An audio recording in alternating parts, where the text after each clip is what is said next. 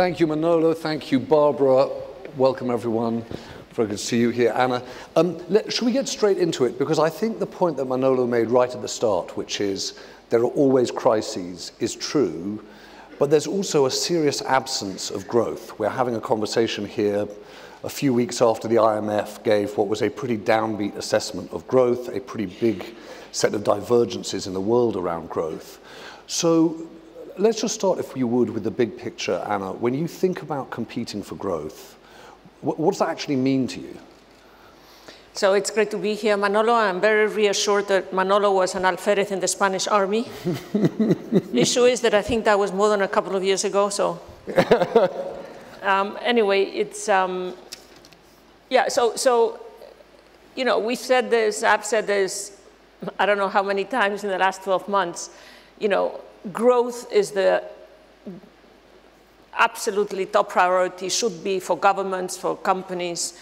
And the reason is simple. Without growth, there are no social services. Without growth, we cannot, you know, generate the taxes that help us to fund the public services. And so growth is absolutely essential if we want green growth, if we want inclusive growth. And the fact is that the trends that we are seeing today, and this is important. So demographics, we're going to have to really fund the pensions.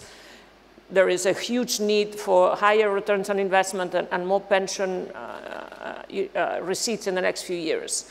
We have to fund the green transition. That's going to require trillions more. Again, that is prerequisite so we can transition from brown to green, is that we get growth. But we also have, you know, and this is obviously a situation we've made worse in the last few years, the debt of governments, sustainability. We can only, and it's a very simple math, you know, if governments are paying more than what we're growing at, so if you're paying 3% interest and you're growing at 2%, the mathematics don't work. So there's a lot of, and this is across the world. And so at the end of the day, if we don't get growth, again, and this is something which is slowing down. If you look at the last decade, we grew less than the previous decade, and the next one, according to the IMF, is going to be even slower growth. So it's hugely important. The second point is, of course, that it becomes a financial stability issue. And so this is, again, we need financing so we can invest, so we can create the jobs we need, and the taxes and all that virtuous circle. And if you don't have growth, you know, financing, it's not going to be possible, because financial stability is also about that. At the end of the day, what we do have is the right diagnosis. If you think about what Europe is saying we want to do in Europe, is be the most innovative society. There is no way that innovation is going to happen if we don't translate innovation to the private sector, if the private sector doesn't fund that innovation.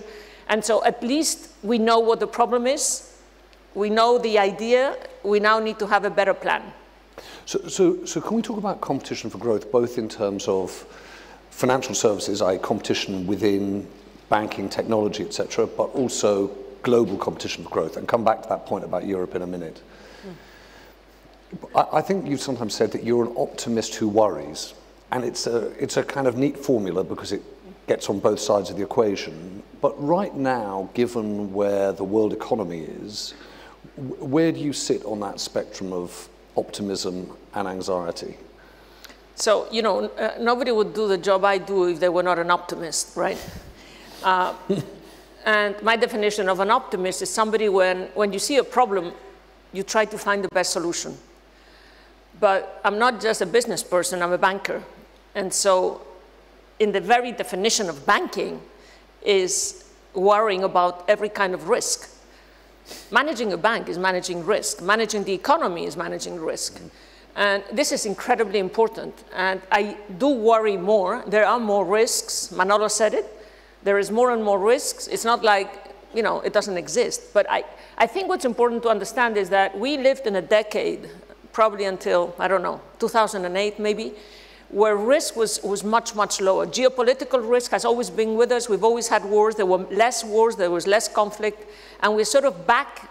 We're normalizing, unfortunately, to a world that has more geopolitical risk. And that has implications for commodities, for commodity prices, energy, inflation, and so on. And so I do think that the big thing, when we think about growth, anybody who has started a company or runs a company is making decisions about risk every single day. I always translate decision-making into numbers, probabilities. And there is never certainty. I mean, the only certainty is that we're all going to die and we're all going to pay taxes. Thank you. Everything, yeah.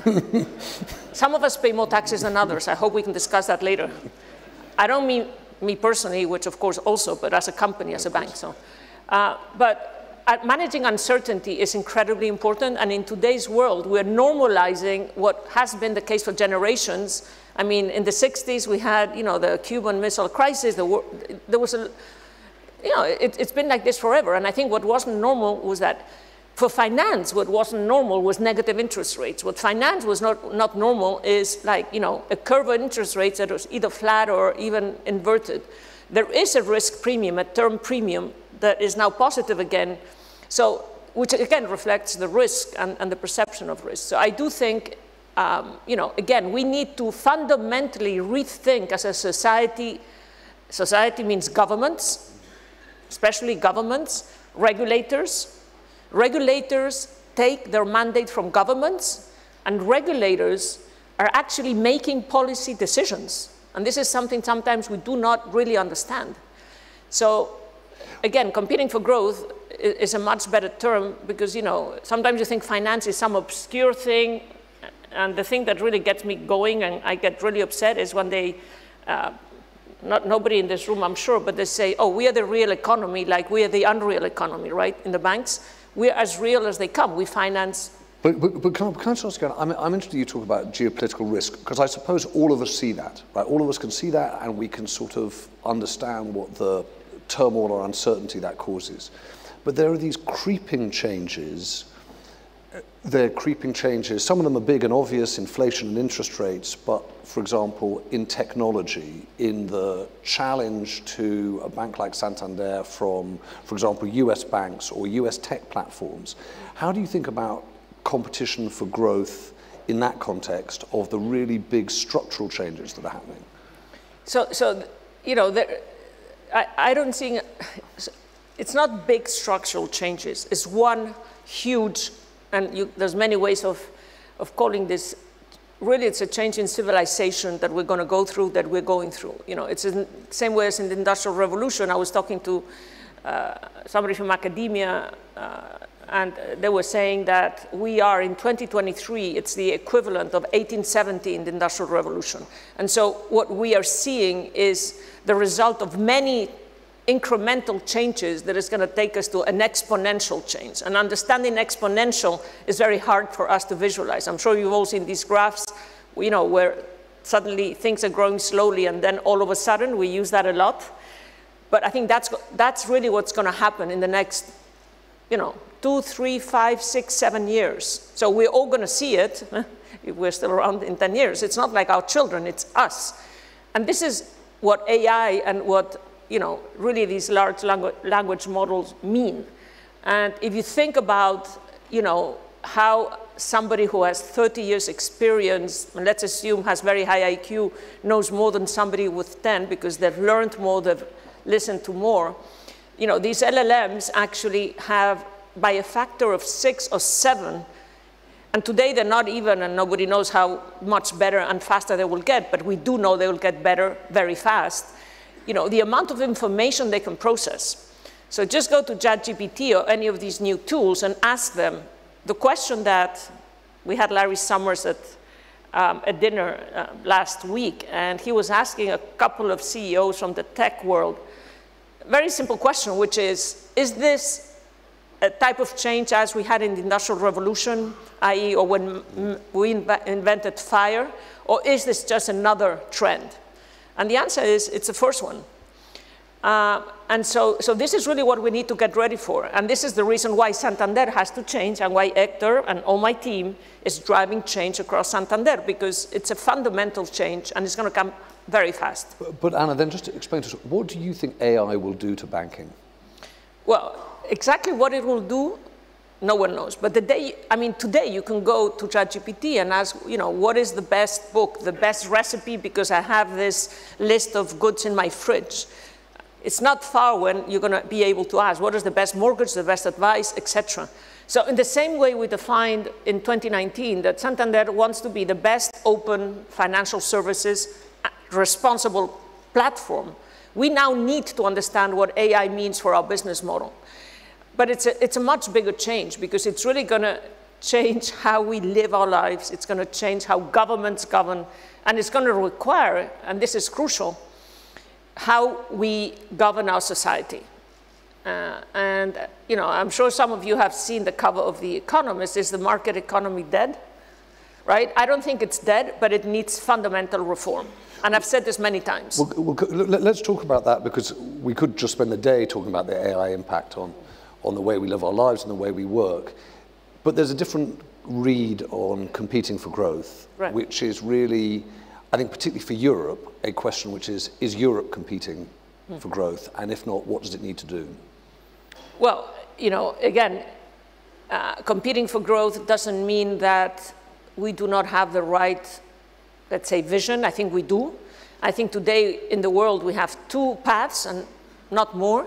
One is we go in the direction that we say we want to go in Europe. That is hugely important, by the way. I am very optimistic about what Europe can do.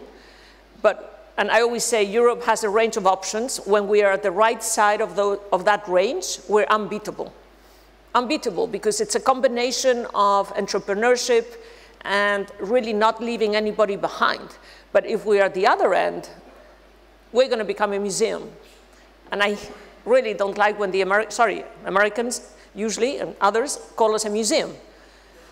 That could be the outcome. So what are the two paths? One path is innovation, and having the right idea is important, but then you have to execute. Then you need a plan, and there's different ways to think about how do you become the most innovative society, and that requires competing for growth. So we are competing for capital. As I said before, if you want growth, you need investment. There's limited investment to go around. By the way, one of the best regions to invest is the Americas, and especially Latin America. Of course, happens to be we're the biggest bank in the region. But it is really important. We are competing with Mexico, with Brazil. We are competing with the US. We are competing with the world for investment. Unless we get right how we get to be the most innovative society, which means growth, which means allowing banks to finance the green transition, which means allowing banks to pay fair taxes. Fair taxes means let everybody pay the same as I do, and then you can raise my taxes. I've said this in public many times, because if I pay less taxes, I can invest more. That's going to be better for society in the medium term and so on. So we do need to take that path. The other path, well, you take your pick. But Anna, can I just press you on this point about innovation? Because it sounds great, and you hear, you know, certain speeches about innovation. But at its heart, when you look at Europe by comparison with kind of the big competitors, the US and China, Europe looks like a project devoted to a responsible, fair, prosperous society. I think it's hard to pitch it as the place that is the champion of innovation, and particularly in the light of what's happened in the US, Inflation Reduction Act, the impact on the green economy, the CHIPS Act, impact on tech. How does Europe compete with what the US is doing? Europe has, you know, again, as I said, I think the market economy needs a fundamental rethink, but within what a market economy means in terms of democracy, strong institutions, you know, market economy with some rules. I don't believe we can just leave, especially at times like this, just everybody, you know, we're going to discuss that later. You know, what is a critical infrastructure in the digital age and so on. So it means that, we have a range of options in terms of labor laws, in terms of taxes, in terms of competition, in terms of, you know, how we think about health benefits, public education. And we've shown that that is possible. Spain has been an amazing success story for the last 30 years. And, you know, there have been times when we've done better, times not so well. We still have, we have our governor who's going to speak about this, I'm sure, in a much better way than I, but there is a clear opportunity that we have taken in terms of reforming institutions, in terms of reforming, again, labor, education, and so on. And we've created we have more people working in Spain today than ever before, but we still have a structural unemployment that we need to fix. We need to give more opportunities. So we have done the right thing, as have other countries, by the way, at different times over the last 30 years. And so I think, that is what we need. Let's go and look at the facts. Let's go and look at what has worked. Let's go and look at where things could have been done better, and let's try to implement, the right policies. It's not rocket science. We know that you need to pay taxes, but if you pay too much, people are going to move. Or people are just going to stay home and, decide if I'm going to pay 60% of everything, I earn is going to go. And by the way, that's a real number.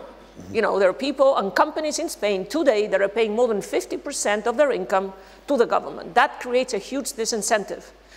And it's not just, disincentive to those of us that are here. It's the opportunity cost of those that don't come, which takes us back to competing, right? So Anna, we're going to come back. We're going to play a little musical chairs. We're going to come back in a moment with you and George and Francesco and talk about some of those issues, labour laws, taxes, the skills issues around competing for growth. But we're going to leave the stage and hand over to Jonathan Hill, Lord Hill, former Commissioner at the European Commission, and George Osborne, the former UK Chancellor, who are going to give, I hope, a picture on government and growth and the European outlook. And then, as you say, we're fortunate the Governor of the Bank of Spain is going to join. He'll speak after that. And then we're all going to come back and sit and sort of put our heads together. Right. Anna Botín. Thank you. Thank you.